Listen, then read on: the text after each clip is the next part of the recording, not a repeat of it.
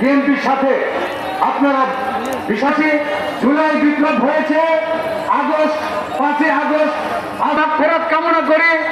যারা হসপিটালে আছেন তারা তাড়াতাড়ি সুস্থ হন। শিক্ষক সকল থানা এবং 36 জুলাই দীর্ঘ 17 বছর আন্দোলন সংগ্রামের ফসল, 400 মামলার ফসল। এভাবে বাংলাদেশের বিরোধী সকল রাজনৈতিক দলের বিএনপির আলোচনা সভায় স্পষ্ট বলতে চাই, মজিবুর রহমান খান, মজিবুর রহমান খান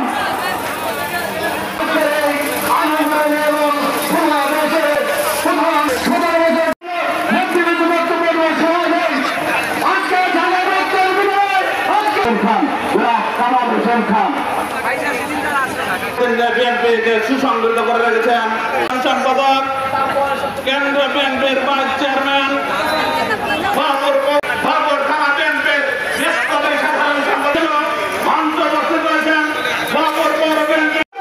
তার বক্তব্য রাখার সুযোগ দিয়ে আমি একটি কথা না বললেই নয়। আমাদের টাঙ্গাইল আজকের এই দিনে, এই রাত্রে, গত রাত্রে আমি জেলখানায় কি অবস্থায় ছিলাম তার একটু সামান্য বর্ণনা দিই।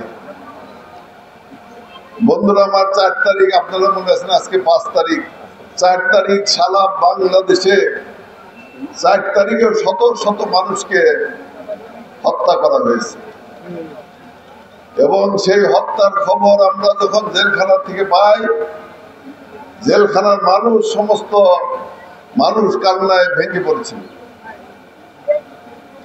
আমি রাত্রে খবর পেলাম আমরা যে শেখ হাসিনা কঠোর সিদ্ধান্ত নিয়েছেন, আগামীকাল কঠোর হস্তে এই আন্দোলন দমন করা হবে। আপনাদের নিশ্চয়ই মনে আছে এই সিদ্ধান্ত নিয়েছিলেন। আজকে রাস্তায় আসতে আসতে সেই কথাটা মনে হয়েছে, কালকে সারা রাত্রে সেই কথাই মনে হয়েছে। এই কথা শোনার পরে সারা রাত্রি আল্লাহর কাছে আবেদন করেছি, নিবেদন করেছি, ফজরের নামাজ পর্যন্ত নিবেদন করেছি, আমার দেশের যে সন্তানরা বুকের তাজা রক্ত দিয়ে মা বোনের বুক খালি করে চলে যাচ্ছেন, আল্লাহ তুমি তাদেরকে হেফাজত করো, আর কালকের থেকে যাতে এইরকম ঘটনা না ঘটে। প্রিয় বন্ধুগণ, এইভাবে আমরা আবেদন নিবেদন করতেছিলাম সারা জেলখানার মানুষ। সকাল 9টার সময় আমি যখন টেলিফোন করলাম তখন ঢাকা স্তব্ধ, কোনো জায়গায় কোনো শব্দ নেই।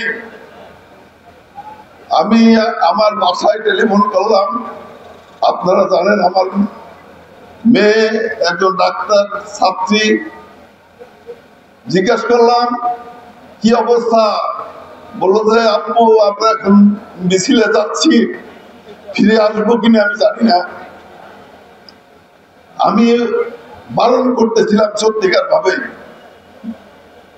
কিন্তু তারা মিছিলে চলে গেল। এই আধা ঘন্টার মধ্যেই খবর পেলাম ঢাকার রাস্তায় লাখো লাখো লোক, লাখো লাখো জনতা একত্রিত হয়েছে স্বৈরাচারী শেখ হাসিনার পতনের বিরুদ্ধে। শব্দ শুনতে পেলাম মানুষের আহাজারি, হঠাৎ করে স্বৈরাচারের বুলেটের শব্দ স্তব্ধ হয়ে গেল। সেনাবাহিনী, পুলিশ, মিডিয়ার সমস্ত গুলি স্তব্ধ করে দিয়ে মানুষের পক্ষে এসে দাঁড়ালো, মানুষের কাতারে এসে দাঁড়ালো। ঠিক 11টার সময় শুনতে পেলাম শেখ হাসিনা বাংলাদেশ ছেড়ে পালিয়ে গিয়েছে, শেখ হাসিনার বিদায় হয়েছে, শেখ হাসিনার বাংলাদেশে নাই। সারা জেলখানা লাফিয়ে উঠলো, আল্লাহ আল্লাহ বলতে সারা জেলখানা কম্পিত হয়ে গেল। প্রিয় বন্ধুগণ, এই কথাগুলোই স্মরণ করে আসতেছিলাম রাস্তায় রাস্তায় যে হায় রে, আমার আল্লাহ কত বড় রহমত নাজিল করেছেন, আল্লাহ কি না করতে পারেন, আল্লাহ কি না করতে পারেন। কাফেরদেরকে ধ্বংস করেছেন, ফিরাউনকে ধ্বংস করেছেন, শেখ হাসিনাকে সময় দিয়েছিলেন কিন্তু সাথ দেন নাই, তাকেও বাংলাদেশের মাটি থেকে বিদায় নিতে হয়েছে। কিন্তু তাই নয় শুধু বন্ধুরা আমার, ক্ষমতার পতন তো আমরা দেখেছি, এর সাথে পতন দেখি নাই, এর সাথে পতন দেখেছি, শেখ মুজিবের পতন দেখেছি, অনেকের পতনই দেখেছেন আপনারা, মুসলিম লীগের পতন দেখেছেন, কিন্তু আওয়ামী লীগের পতন দেখেছেন এরকম পতন হয়েছে? একটা নেতা কর্মী, একটা এমপি চেয়ারম্যান কেউ আর এলাকায় নাই, সবাই বিদেশে চলে গিয়েছে। এইরকম পতন আর কোনদিন হয় না। কেন হয়েছে? কেন হয়েছে ভাইরা আমার, একটু আমাদের স্মরণ রাখতে হবে। কেন হয়েছে? এই দেশের মানুষের উপরে তারা অত্যাচার করেছে, নির্যাতন করেছে, জুলুম করেছে, মানুষের পেটের ভাত কেড়ে নিয়ে বিদেশে সম্পদের পাহাড় করেছে, লাখো লাখো কোটি কোটি টাকার সম্পদ লুণ্ঠন করা হয়েছে। বাংলাদেশে মানুষে আমি ভুয়াপুর থেকে 17 বছর ছিলাম না, ভুয়াপুর এসে দেখি তেমন কোন উন্নয়ন হয় নাই। হয়েছে? হয়েছে ভাইয়ের আমার? হয় নাই। আমরা যা রেখে গিয়েছিলাম তাই আছে। কাজেই বলতে চাই, সমস্ত সম্পদ লুণ্ঠন করে তারা বিদেশে পালিয়ে গিয়েছে, নিয়ে গিয়েছে। সেই কারণে কিন্তু তাদের এই পতন হয়েছে। আরেকটি পতন হয়েছে কেন? গণতন্ত্র ধ্বংস করেছিল, তাই না? শেখ মুজিব বাকশাল তৈরি করেছিল, তার পতন হয়েছিল, আপনারা জানেন। আর শেখ হাসিনা মানুষের ভোটাধিকার কেড়ে নিয়েছিল। দিনের ভোট রাত্রে হইতো, আগের দিনে ভোট হয়ে যেত, তাই না? বিনা ভোটে সরকার দীর্ঘদিন চলছে। কাজেই কিন্তু তাদের পতন হয়েছে। আমাদের সেই কথাগুলো মনে রাখতে হবে, আপনাদের মনে রাখতে হবে।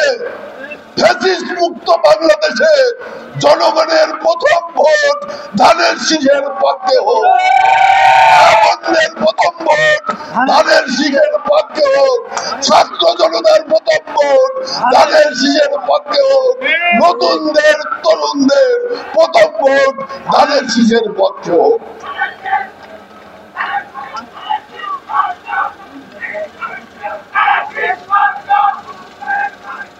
এই কথা বলার সাথে সাথে আরেকটি কথা বলতে চাই। বিএনপির কর্মী ভাইরা একটি কথা মনে রাখবেন, আমি জেলখানা থেকে বেরিয়ে কি বলেছিলাম? যেদিন আমি জেলখানা থেকে বের হই, শহীদ রাষ্ট্রপতি জিয়াউর রহমান মাজারে কি বলেছিলাম? আপনাদের নিশ্চয়ই মনে আছে।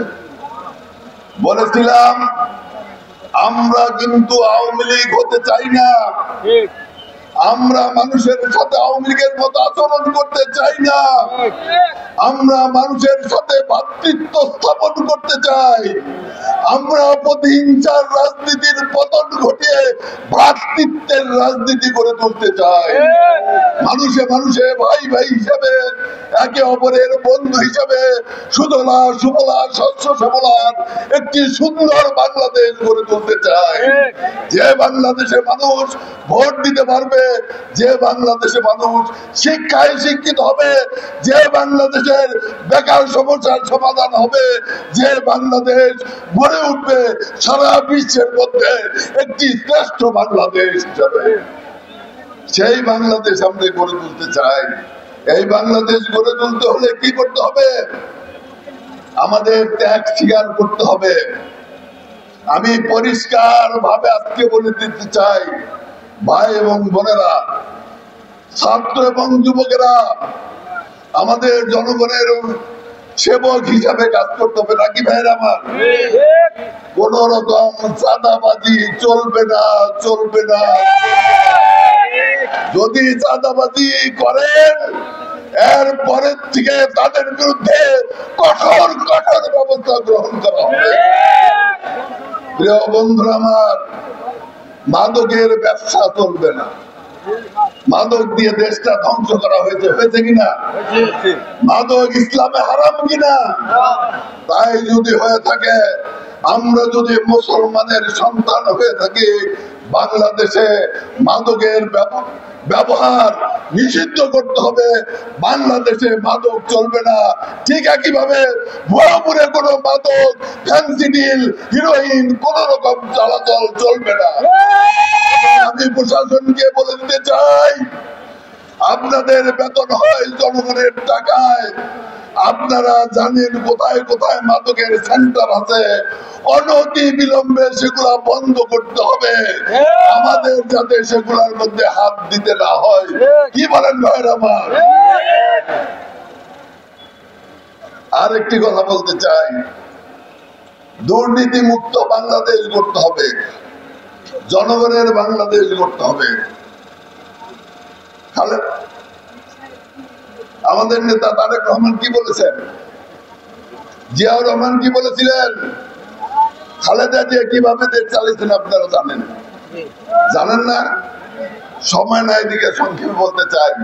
চক্রান্ত এবং ষড়যন্ত্র করে বিদেশিরা চক্রান্ত এবং এই দেশের দালালরা চক্রান্ত এবং ষড়যন্ত্র করে জিয়াউর রহমানকে হত্যা করেছিল, তাই না?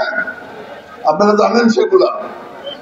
40 লক্ষ লোক তার জানাজায় সমবেত হয়েছিল। তার মৃত্যুর পর বিদেশিরা মনে করেছিল বাংলাদেশকে দাবিয়ে রাখা যাবে, কিন্তু দাবিয়ে রাখা যায় নাই। কেন যায় নাই? কেন যায় নাই? আপনাদের কারণে যায় নাই। জিয়াউর রহমানের আদর্শ আপনাদের ঘরে ঘরে ছিল, আপনাদের অন্তরে ছিল, আপনাদের বুকে ছিল। সেই কারণে জিয়ার মৃত্যুর পর আপনারাই বেগম জিয়াকে ক্ষমতায় এনেছিলেন, আপনারাই প্রধানমন্ত্রী বানিয়েছিলেন। সেই বেগম জিয়াও কিন্তু থাকতে পারে নাই, তাকেও কিন্তু হত্যা করা, তাকেও কিন্তু মেরে ফেলার ষড়যন্ত্র করা হয়েছিল, জেলখানায় নেওয়া হয়েছিল। দীর্ঘদিন তিনি জেলখানায় ছিলেন, মনে আছে?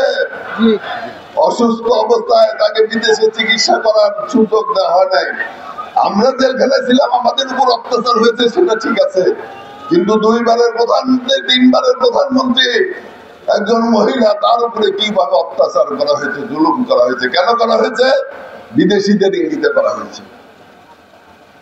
বাংলাদেশকে দাবিয়ে রাখার জন্য করা হয়েছে, বাংলাদেশের মানুষের গণতন্ত্র হরণ করার জন্য করা হয়েছে।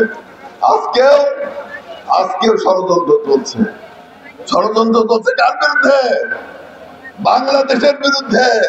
আর বাংলাদেশের বিরুদ্ধে ষড়যন্ত্র চলছে এই কারণেই তারেক জিয়ার বিরুদ্ধে ষড়যন্ত্র চলছে, কারণ বাংলাদেশ সে রাজকে নেতৃত্ব দিবেন তারেক রহমান, যিনি বলেছেন এই বাংলাদেশকে আমি গড়ে তুলবো সারা বিশ্বের বুকে একটি শক্তিশালী রাষ্ট্র হিসাবে, জনগণের রাষ্ট্র হিসাবে, মুসলমানের রাষ্ট্র হিসাবে গড়ে তুলবো।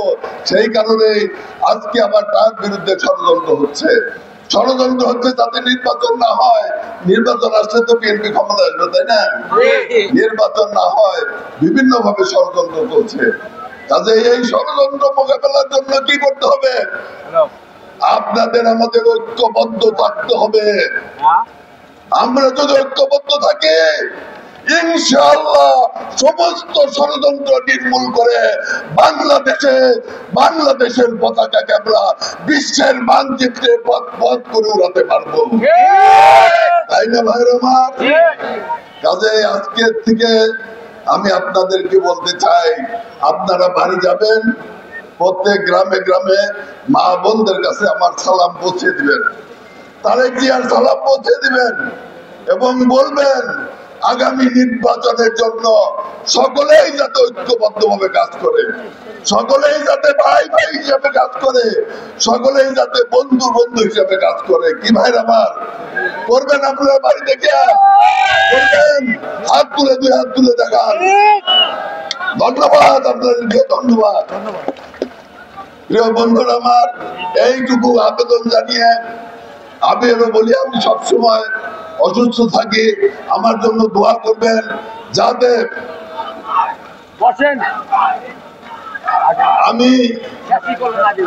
আমি তো মৃত্যুবরণ করেছিলাম নাকি ভাইয়ের আমার? শেখ হাসিনা তো ফাঁসি ঝুলিয়ে দিত আর 2-3 মাস গেলে, সেই জায়গা থেকে ফিরে এসেছি। আমার আর কোনো চাওয়া পাওয়ার কিছু নেই। যে কয়েকদিন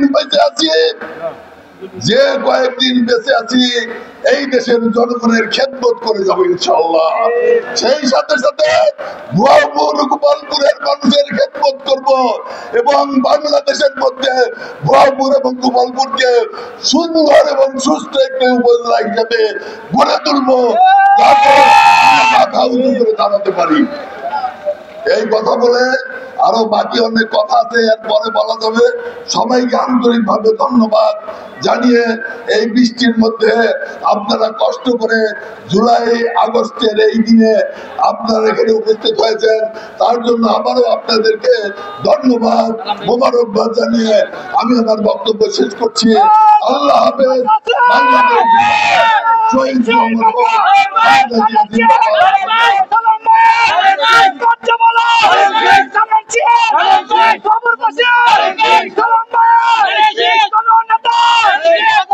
আরেকটা কথা বলেছি, আমাদের সম্পাদক সাহেব একটা দাবি তুলেছেন, এটা ওনার দাবি না, পলাশ চত্বরের এখানে একটা স্থাপনা করার জন্য, স্তম্ভ করার জন্য।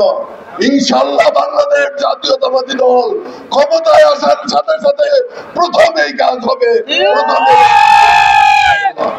সবাইকে ধন্যবাদ। বাংলাদেশ জিন্দাবাদ।